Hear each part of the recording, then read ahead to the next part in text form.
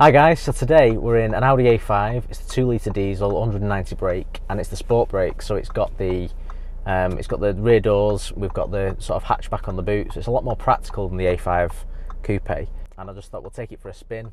We've got some nice weather. We've got the weather report as we always have on Kyle's Car Stories. So we're at 19 degrees, but it feels a lot warmer than that. And it's a lovely day to go for a drive. So let's take it for a spin. So this is the 2019. So I think the revision was 17. So I think it's a 17 model year.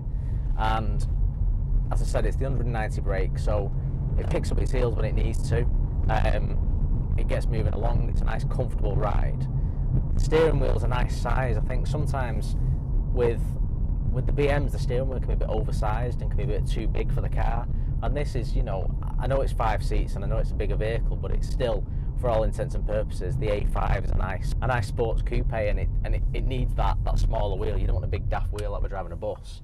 And this is, you know, it's nice. It feels nice in your hands. You've got the Audi rings in the middle looking back at you, which look really, really nice. It's a nice point of view to drive from, really. The thing with Audi that irks me is obviously everything's an optional extra. So this hasn't got the digital cockpit. It's got the 2 analog clocks, and it's got a digital insert in the middle, which you can have the sat nav on. This car's not got the SD card in for the sat nav, but that can be easily sorted. It's got the 7-inch infotainment screen, which is a little small, but is nice, and it's nice and intuitive and easy to use. You can upgrade to an 8-inch, and the 8-inch really does make the dashboard seem a nicer place to look. The climate controls are really, really good on this thing. It's a dead easy layout, and it's something that's dead familiar and dead easy to just access while you're driving along. None of this sort of touch rubbish where you're distracted from the road and you can't see where you're going or anything like that. So they've got 2 clear knobs that you can control the climate with. You've got a digital display in the middle that's showing you the temperature reading, and it's 3 zones. So you've got 2 zones in the front and a separate climate control for the back, so you can have a different temperature for your rear passengers. It's got the heated seats on it. It's got the sort of BMW iDrive style knob in the section for controlling the infotainment, which works really well, and it's just in front of the gear select lever, so you're not sort of fumbling about trying to find something. I like to drive with my hand on the gear select lever anyway, and it's just in front of that, and you can just tap it into pressing select and to adjust your infotainment. Works really, really well. The gear shifter in this is really, really nice. It's a short leather shifter. We'll just let that SVR pass us by. So it's a nice short shifter with chrome elements to it that looks really nice and feels nice. It's a nice place to rest your hand. It follows the curve of the centre armrest, which is nice, so you're not sort of a bit hiked up or anything like that, and I think it works really nicely. They've kept it quite minimalist inside this. I think some of the older Audis where you had that pad that you used to draw on to select various things, and you could put your, you know, a C in for choosing Carl in your phone book or whatever. They've done away with that now, and they've made it quite simplistic and quite intuitive, and as I say, it's quite an easy car to operate when you just jump in and you've not driven it for the first time. But the main thing about this Sportback is the fact that you've got the 4 doors, which, if you've got children, if you've got rear passengers, jumping in and out of an A5 with throwing the seats forward isn't the best, and it looks nice. I mean, any car in a 3-door looks nicer than a 5-door, but we have got to think about practicality as well. And, you know, we're not driving a Ferrari or a Porsche, so we are driving something that's realistically probably going to be used as a family saloon, and something that, you know, we're taking the kids to sports clubs with, and we're doing the daily commute with as well, but it's got to fit a multitude of applications, and I think this Sportback really does do that. The boot as well, being the Sportback's got the nice big tailgate that goes up. It's a power tailgate, it's standard on them, and then you've got the option of dropping the rear seats down to create yourself a nice loading place for getting tons and tons of stuff in the back. You could throw a mountain bike, you know, whatever you needed. The middle seat does drop independently as well, which is great. So if you've got something long that you need to bring back from IKEA or B&Q or whatever, you can throw that in without dropping all the seats down. You can still have rear passengers and be able to do that, which is great. The other thing that's a bit of a negative about this car is they don't come with a reverse camera as standard, and I think when you think you're sort of talking just the top end of 20 grand for one of these, I think they should really include a reversing camera, and you can spec this right up to, you know, black edition and with an S-line trim, and you can take this as high as you want and spend another 10-15 grand on the thing, and you still don't get a reverse camera. They want 450 quid off everyone who wants a reverse camera, and I just think It's got reverse sensors, but I just think in this day and age now, Audi should be providing reverse cameras in their cars. You know, you wouldn't expect that with Mercedes. You could get yourself an A-Class, a base spec, Mercedes A-Class Classic. It doesn't even need to be an AMG line. It's going to come with a reverse camera standard. It's probably going to come with the guidance lines as well on it, and they'll park themselves. So I think that's one thing that sets sort of Mercedes, Audi and BMW apart. Mercedes, you get everything as standard. BMW and Audi, they offer some fantastic kit levels, but everything's going to cost you, and that's sort of what we're seeing in this car. It doesn't feel cheap, however. It's got a lot of chrome about, it's got a lot of leather about, the seats are really, really comfy to sit in, and you've got the thigh support on them that's adjustable. You've got electric lumbar support on it with the manual seats, which some people think if you've got electric seats, everything should be electric. And I'd argue, whilst I love electric seats and sort of 22-way adjustment on them fantastic, I do quite like the fact when manufacturers put the rail of going forwards and backwards on a manual thing, because if something goes wrong with that vehicle in 10, 15, 20 years time, whether you're 6 foot or 4 foot, you can still drive the vehicle still.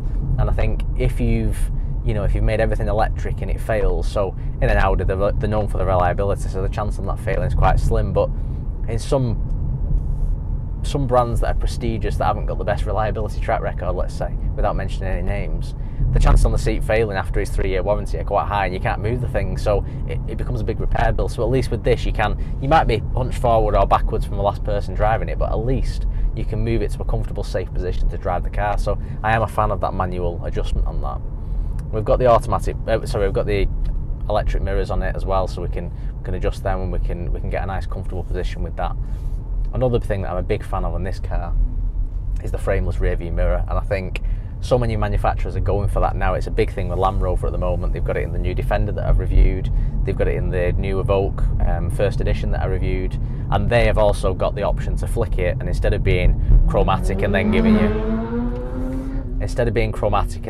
you the sort of anti-glare and the fact that you're not going to get the sun in your eyes, what they do is they've put a camera on there which is driven from the satellite navigation fin on the roof, and it's great because the point of view that gives you in that rear view mirror is really, really nice. But as I say, they've done it with the frameless mirror, and I think it's just such a modern touch and really makes the car seem more prestigious, more expensive, and just a nicer, I think it's quite a bulky thing to be in a vehicle anyway, a rear view mirror. So if we can take some of that bulkiness away and we can make it very streamlined and look nice, then why not? And that's what these manufacturers seem to be doing now, and I am a big fan of that.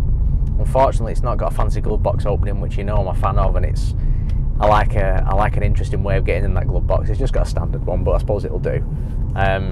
We've got the flappy paddles on here as well, so as we're going along, if we want to intervene and drop the gear, or and really sort of drive it, having that response and that feel back from the car rather than just letting it do its thing, we can do that. We can intervene.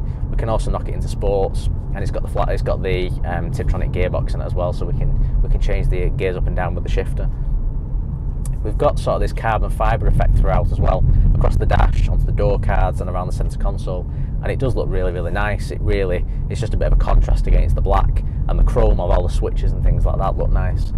I think even the switches for the windows have got a chrome edge to them, which just, some cars, I know when I did the Evoque first edition, everything in it was chrome and gloss and looked absolutely stunning, and then you got to the window switches and they were the cheapest, nastiest plastic you've ever seen, and I thought, why have they let the car down so much by doing that? But in this sort of chrome detailing's continued throughout and just looks, as I said, it's a lovely sunny day today, and we're sort of around the Hollywood Lake area at the moment, and everyone's sat in beer gardens outside pubs. We're still in a bit of a semi-lockdown in Greater Manchester, so everyone's sat outside, but it's just what a day to take in these breathtaking views. Hopefully you'll see with some of the shots we've got at the exterior, the sort of views round here, and it really is a nice neck of the woods to go for a drive on a Saturday evening. I think even though this is the Sportback and it's not the Coupe, which, as I said, arguably the 3 doors are a nicer looking thing from the outside, they really have done well with the design with this car, and the lines are just right, and you sort of almost miss that it's a 5-door from looking at it straight on and side on. You don't they don't stand out as being a 5-door and being a sort of a family vehicle. It looks very sleek and streamlined. They really have got that design right, because the A5 traditionally obviously was always just a coupe and always just a 3-door, and it was something that put people who had a small child that you in and out of the car seat in the back and leaning the seats forward and stuff, it did put them off slightly. So this is something that, you know, fits the best of both worlds, but they've still kept that Audi styling and that nice look as they've gone through. So they really have done a good job of this car. Another thing I really like about this car is the ambient lighting pack that it's got on it. So it's got red, blue and white, and then you've got a purple as like an individual colour that you can have on it. And the thing with it is, some cars with the ambient lighting, you can't actually see them in the daylight, but in this you can. They've used the brightness quite well, and you can see it just underneath the centre console. You can see it in the footwells, and you can see that little bit of illumination. It looks quite special even on a summer's day, but when it really comes alive is night time. So at night time, that glow is subtle, it's not in your face, it's not dazzling, it's not sort of causing too much contrast and, you know, blinding you and other road users can see it from the outside or anything. They've done a good job of keeping it nice and subtle and quite low as well in the car, really, the way they've positioned the LED lights. But it really does look nice, and it really sort of adds to that sort of prestige of the vehicle and making you realise you're in a BMW, Merc, an Audi, that sort of calibre of car. You're not in a Vauxhall or a Ford, you know, and that really does sort of add to that, really, I think we'll leave that there then for today, guys. I hope you've enjoyed the video. I hope you've liked the nice shots that we've got with the drone and everything about the car. If you have, please do smash that like button, it really helps. And if you're not already subscribed, make sure you do, and ring the bell, and you can be notified of all the new content as I drop it. And I'll see you all very soon.